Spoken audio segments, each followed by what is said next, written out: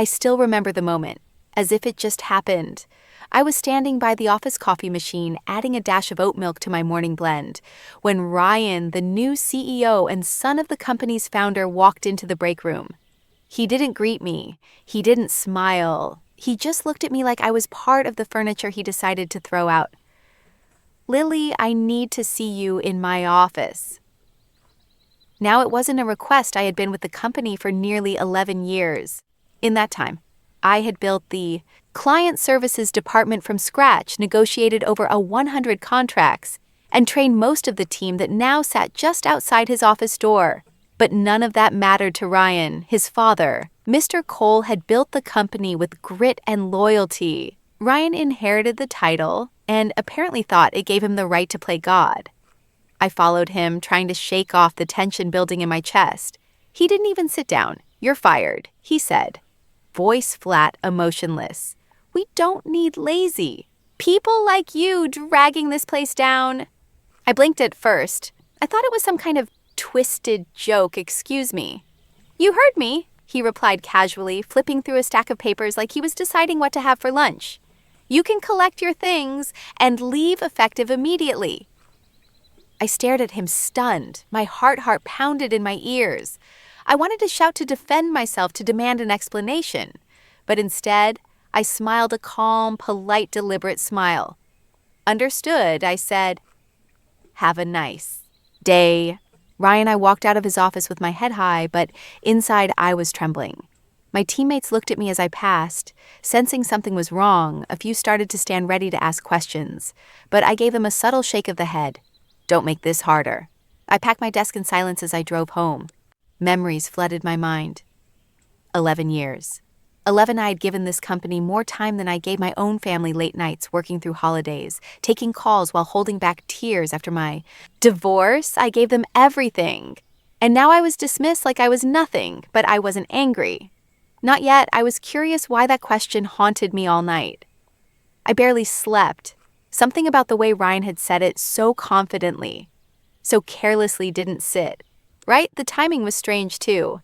We were about to finalize one of the company's largest contracts, a deal I had spent 6 months preparing. I knew the client inside and out. I had even booked the final review meeting for that Friday. And now, I was gone. Had he even looked at the contract details the next morning just after 9 a.m.? My phone buzzed. I didn't recognize the number. I let it ring, unsure if I could handle another blow. But curiosity won again. "Lily, it's Mr. Cole." The voice sent a jolt down my spine. The real CEO, the man who had hired me 11 years ago after a single interview. I just walked into the office. He said, and I could hear the tightness in his throat. "Why the hell did you pack up and leave? What happened?" I hesitated. "Your son fired me." Silence. Then, with a sharp inhale, "What yesterday?" he said. "I was lazy and that I wasn't needed anymore." There was a long pause before he spoke again, this time slowly, like he was trying to stay calm. "Lily, did he read your contract?" I furrowed my brows. "What do you mean? He's supposed to finalize the Kingswell deal today, isn't he?" "Yes, we were scheduled to meet them at 11. Jesus Christ! I could hear papers rustling in the background. Then a loud thud, like he'd slammed something on his desk. "Lily, your contract has a clause." He said one I insisted on after. "The last acquisition disaster. You're not just the account manager. You're the only authorized negotiator for the Kingswell deal." I froze. "He can't close the deal without you."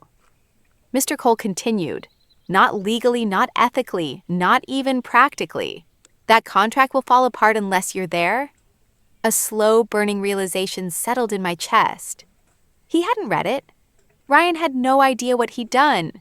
And that's when something inside me shifted. The betrayal still hurt. Yes, but now I felt something else. Entirely control. He had pulled the trigger far too quickly. And now the gun was pointed at himself. Mr. Cole hung up without another word. I could feel his fury through the silence that followed. I sat motionless in my apartment, coffee growing cold beside me, staring at nothing in particular. He didn't know his son had fired me without even reading the contract. I leaned back on the couch and let out a quiet, bitter laugh after 11 years. This was it. Went down a spoiled, impulsive man boy. trying to play CEO making decisions, like they were moves in a video game. But real companies don't respond after bad calls. And this one was about to find that out the hard way. I wasn't sure what was going to happen next. Part of me wanted to get dressed and show up to the office just to watch the fallout unfold.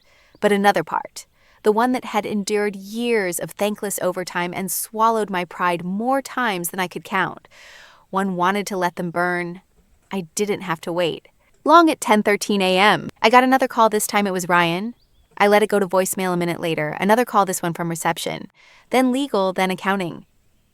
I stared at my phone as it buzzed nonstop, lighting up like a Christmas tree. I didn't answer a single one.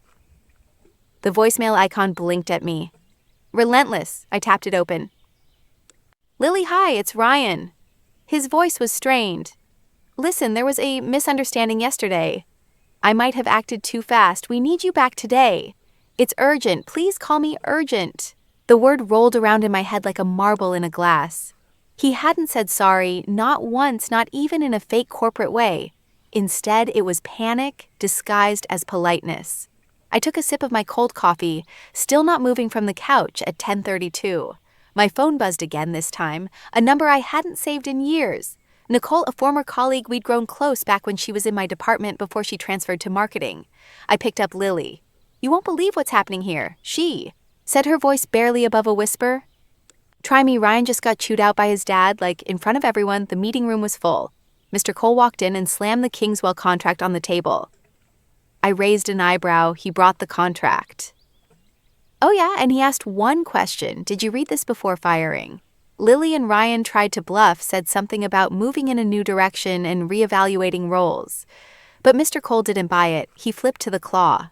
You always talked. About the one that says you're the sole negotiator on the Kingswell account. That clause was there for a reason. I know everyone knows, except Ryan. She paused for a moment. I could hear office murmurs in the background. Lily, he looked pale. Like Ghost. Pale. He realized he's the reason Kingswell's about to walk. I exhaled slowly, and what did Mr. Cole say? He told him if the steel falls through, your position here becomes negotiable. I let out a breath. I hadn't realized I was holding there. It was the first crack in Ryan's armor. I don't know what you're planning, Nicole added. But whatever it is, you have the upper hand. Now I ended the call with a soft thank you, then stood and looked out the window. The skyline was quiet. Still, I always found comfort in the city, indifferent to human chaos going on as usual at 11:15. Another message came through, this time from Mr. Cole himself. Lily, I'm sincerely sorry for what happened. I misjudged the situation. Please come in, not just for the deal, but so we can talk privately. It was tempting, but I wasn't ready to just walk back in like nothing happened. Not yet. Ryan's mistake wasn't just about a contract. It was about respect, about trust, and about the years I had given, years that couldn't be replaced by a panicked phone call and a seat at a negotiation table. Still, something stirred inside me. I wasn't a petty person, but I wasn't weak either. I didn't want revenge. I wanted accountability. I picked up my phone and finally responded, not with a call, but a message.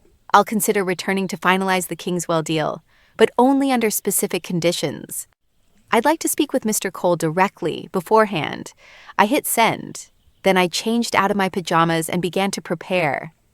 By the time I arrived at the office, it was just past noon. I didn't use the employee entrance.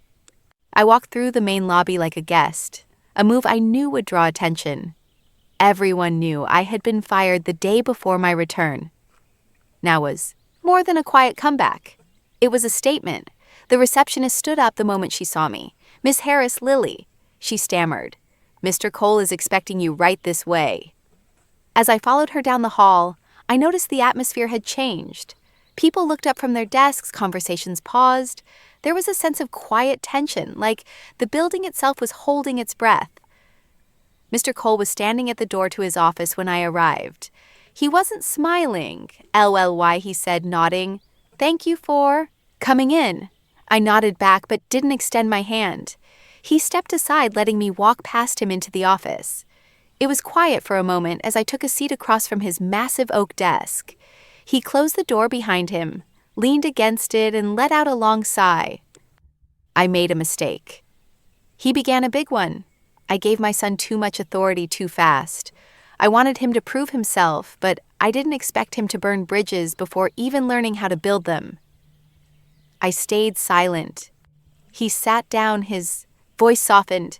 What he did to you was unprofessional, disrespectful, and frankly, it jeopardized a deal we've worked over half a year to secure. I nodded slowly. Yes, it did. I read the contract again this morning. Every word you were given full autonomy over the Kingswell account. Legally, the client won't recognize anyone else as a representative of this company during negotiations that Kloss was put in place after the Steel Ridge debacle. I remember it well. So do I said quietly, was the one who managed the fallout. His eyes met mine. You didn't deserve what happened yesterday, he said, and I'd like to offer you your job back with full authority to finish the deal.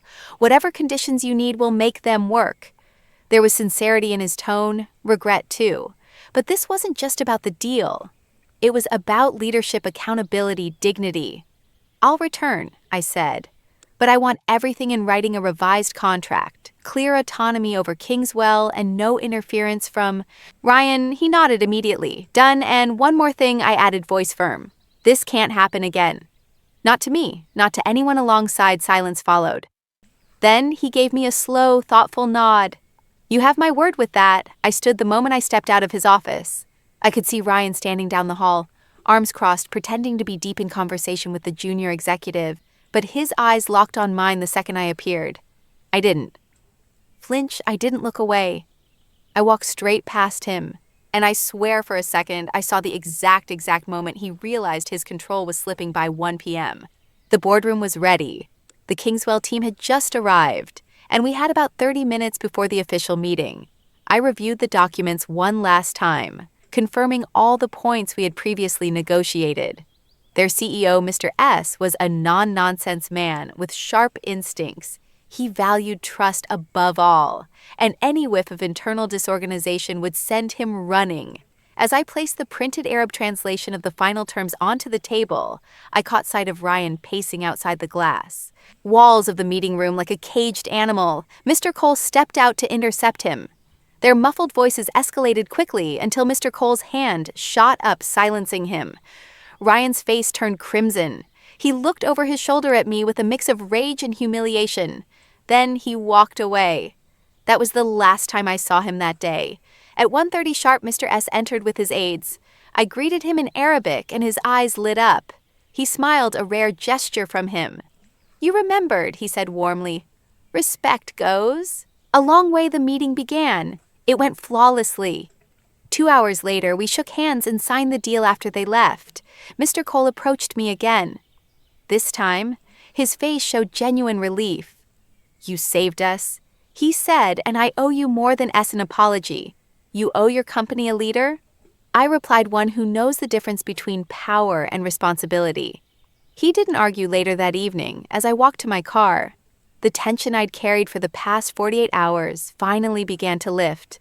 I had come back, not as an employee, but as someone who understood her value and demanded it be recognized. But I also knew this wasn't over. Ryan might have been quiet today, but men like him don't disappear. Here they retreat, and then they retaliate. By the following week, the Kingswell deal had made headlines in our industry newsletter, a breakthrough in cross-border negotiations.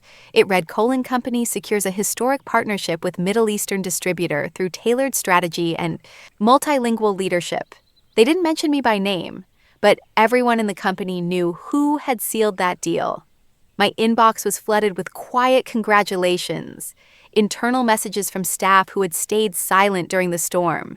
Some were from juniors I'd mentored years ago. Others were from managers who had once ignored me in meetings, but now praised my leadership under pressure. I appreciated their words, but I wasn't naive. I knew how quickly people shift when the wind changes. Direction. The mood around the office had lightened. There were smiles, laughter again in the break room. Mr. Cole had made it clear Ryan was no longer involved in high-level decision-making until further notice. And yet, I couldn't shake the feeling that something was off. Small things began to happen first. It was the expense reports. The reimbursement for my travel to the Kingswell meeting was delayed. Then documents I had submitted for approval were returned to me unsigned. Without explanation, next an email I never sent allegedly from my address was flagged by it. It contained incorrect client information and had been forwarded to one of our overseas partners. Luckily, the partner was someone I had a good relationship with, and he reached out directly to clarify. But the mistake had already planted doubt. I reported it to our internal systems team. They said there was no sign of external hacking. The message had originated from inside the office. That's when I knew Ryan was behind it. He was no longer trying to fire me. That approach had failed. Now he wanted to make me look inconfident, to smear my reputation slowly, subtly, until I either quit in frustration or someone else decided I was a liability. It was classic corporate sabotage, and it wasn't the first time I'd seen it. Back at my first job, fresh out of university, I worked under a director who played the same game. He wouldn't confront you directly, but he'd cut off your resources, isolate you from projects, quietly poison your name until the only option left was to disappear here. But I wasn't 22 anymore. I wasn't going to disappear. I documented everything. Every missed email, every mistake that I hadn't made, every delay I had learned the hard way. That paper trails are more powerful than emotions in environments like this. I even started using a private notebook logging times, dates, conversations just in case. Then one afternoon, I overheard something that confirmed my suspicions. I was passing the conference room when I heard Ryan's voice inside too loud for a private discussion. "She's unstable," he said. "Since she came back, she's been erratic, aggressive. I don't think she's fit to manage high-press clients." I stopped in my tracks. "I'm just saying," he continued. "Maybe we should start thinking about succession planning for client services. She's clearly overextended." Another voice responded, someone I didn't recognize, a newer executive maybe. "But the Kingswell deal, she pulled that off under serious pressure," Ryan scoffed. "She got lucky. We can't run a company on luck." I stood frozen for a few moments, then quietly walked away. My blood ran cold, not out of fear, but from the icy precision of his tactics. He was planting seeds again, poisoning the well. That evening, I stayed late. The office was quiet, the halls dim. I sat alone in the glass meeting room, staring at the city lights, wondering how many more battles I would have to fight just to keep doing my job. And then a voice broke the silence. Still here, I looked up. "It was Mr. Cole. I could ask you the same," I replied. He stepped inside, placed a folder on the table. "Your revised contract with everything we agreed on." I opened it, read through the language. It was solid.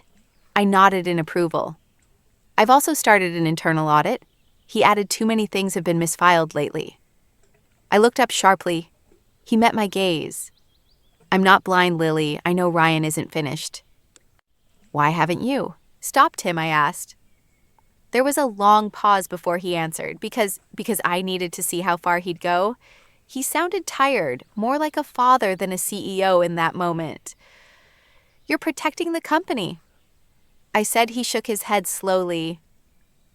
"I'm trying to protect both of you, but maybe it's too late for one of you." I closed the folder. "I don't need protection. I need you to decide what kind of legacy you want to leave behind." His eyes lingered on mine. Then he turned and left. And I knew. Something bigger was coming. The office felt colder that week, not because of the weather, but because the air between people had changed. Conversations dropped to whispers when I walked by. Some employees smiled at me. Others avoided eye contact altogether. The internal audit had begun, and everyone knew it. People were nervous, so was I. I hadn't asked Mr. Cole to launch an audit, but deep down, I was relieved that he had. I needed the truth out in the open, not just for me, but for everyone who had been walking on eggshells since Ryan took over. Still, I knew how this game worked in corporations. Truth doesn't always lead to justice. Sometimes it leads to quiet exits and golden handshakes. Sometimes it's buried so deep behind red tape that the damage becomes irreversible. That Thursday, I was called into the audit committee's temporary office. An old storage room turned war room files were stacked on tables. Monitors glowed with data, and a whiteboard was filled with timelines and digital breadcrumbs. David, the lead internal auditor, greeted me. "Lily, thanks for coming in. We'd like to ask you a few questions about some recent irregularities." I nodded and took a seat. He pulled up a file on the screen. "First, this email that appeared to be from your account. We've confirmed it was sent from a shared workstation near the break room. The credentials were manually entered. So someone, Ed my login," he shook his head. Someone had your credentials, copied them most. Likely this wasn't phishing. It was internal. I folded my arms. I reported that incident the day it happened. He gave a tight smile. "Yes, and we're glad you did. We found a few others like it, emails, rewritten spreadsheets, altered sign-offs removed, always traced to shared machines, always under your name." The weight in my chest grew heavier. "This was coordinated," I said. David hesitated. "Yes, and we've narrowed down the list of people who had access. We've also noticed unusual patterns linked too. Ryan's executive assistant's login." I sat still. He continued carefully. "We're not accusing anyone yet, but there's a clear pattern sabotage intended to discredit you and possibly others." I clenched my jaw. "So what happens now? That's where it gets complicated." He said Mr. Cole asked us to present our findings directly to him. He's made it clear he wants the truth, all of it. No filters. I nodded slowly. "Then I'll be there." David raised his eyebrows. "You're not required. I will be there," I repeated. If this is going to surface, I wanted to look everyone in the eye. He didn't argue that night. I barely slept. I kept thinking about the others who had left quietly over the past year. Talented employees in their 30s and 40s who had simply moved on without much notice. People who had once been considered rising stars. I used to think it was just turnover. Now I wondered how many of them had been quietly pushed out by Ryan's games. I arrived early to the executive boardroom the next morning. Mr. Cole was already there, staring out the window like a man waiting for the final card to fall. David and 2 other auditors came in next. Then Ryan arrived 10 minutes late, looking smug, phone in hand. Not a trace of concern on his face until he saw me. He paused at the door. "She's not on the audit committee." Mr. Cole didn't turn. "She's here at my request." Ryan shifted his weight uncomfortably. "This is supposed to be internal. Confidential, then. You should have kept it that way." "When you used company resources to fabricate emails?" I said, my voice calm but sharp. Ryan scoffed. "That's ridiculous." David spoke up. "We've traced multiple login attempts tied to your assistant account, all connected to irregularities targeting Lily's work. There's a clear timeline." Ryan's face began to shift, his practiced smugness cracking. "You're reaching. She's just bitter about being let go." I looked him in the eye. "You didn't let me go, Ryan. You sabotaged me, and you almost tanked the biggest deal this company has landed in 5 years." Mr. Cole finally turned. "I gave you a chance," he said quietly. "I gave you more than one, and you've done nothing but tear down the people trying to build something real here." Ryan's bravado faltered. "This isn't what you think." "No," Mr. Cole cut in, "it's worse." A heavy silence filled the room. Then Mr. Cole stood. "The board will be reviewing this report. Until then, you are suspended effective immediately." Ryan opened his mouth to protest, but the words never came. He looked at me one last time, this time not with rage, but with disbelief, like he had finally realized that none of his usual tricks were going to save him. Now he walked out in silence. I stayed behind. Mr. Cole exhaled, his shoulders sagging. "I failed him," he said, as a leader and maybe as a father. "You can't lead someone who refuses to grow," I said quietly. "But you can lead the company. You still have that choice." He looked at me, then nodded. And for the first time since this all began, I felt the weight start to lift. 2 weeks had passed since the audit meeting, but the impact of that morning still echoed through every corner of the building. Ryan hadn't returned, and the once proud smirk he carried like a badge was now the stuff of whispered office gossip.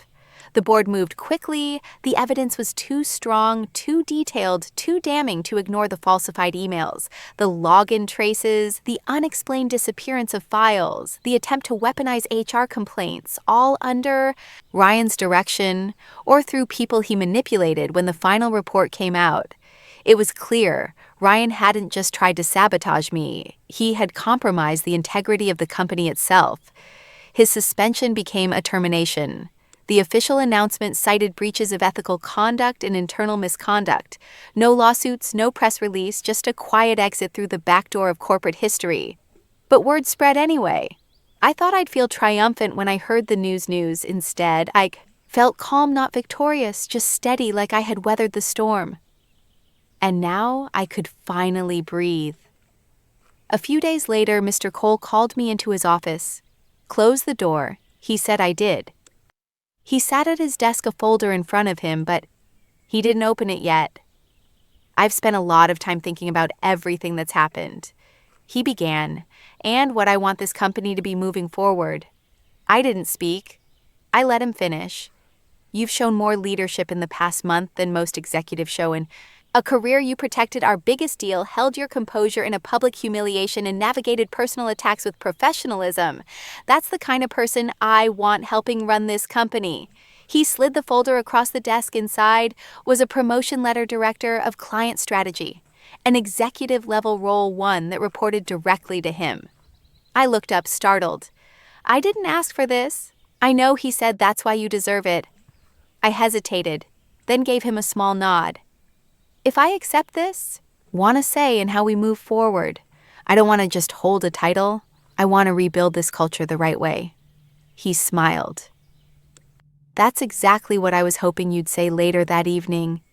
As I sat alone in my new office, a temporary one while renovations were underway, I stared at the blank nameplate on the door for years. I'd walk these halls wondering if anyone really saw the work I did. The late nights the client saves the fires I put out without a single word of credit. I thought staying quiet was the best way to keep peace, to not cause friction. But silence had almost cost me everything. It wasn't just about a contract or a position. It was about remembering that competence is not arrogance and professionalism is not weakness. I had been underestimated, dismissed, and sabotaged, but I had never been defeated. And I hadn't let myself become bitter in the process. That to me was the real win in the weeks that followed. I started reshaping the department. I reopened lines of communication. I reinstated people who had been pushed out unfairly. I created an anonymous reporting system so no one else had to fear retaliation for speaking up. I even made time for the younger employees who were just starting out, some of whom had witnessed what I went through and quietly asked how I stayed strong. I told them the truth.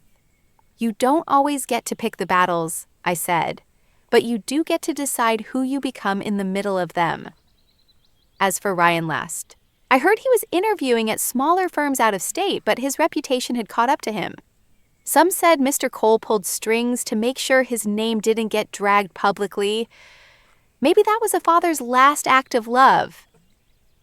I didn't ask, I didn't need to. One afternoon while walking through the office, I passed the glass wall that once housed the Kingswell negotiation. I paused for a moment, remembering everything. The sabotage, the call, the panic, the eventual triumph that single deal had. Changed the course of my career, but the real shift happened the moment I smiled at Ryan and walked out of his office refusing to beg. That was the turning point. Not because I gave up, but because I knew what I was worth, and I refused to let anyone boss's son or not take that from me again.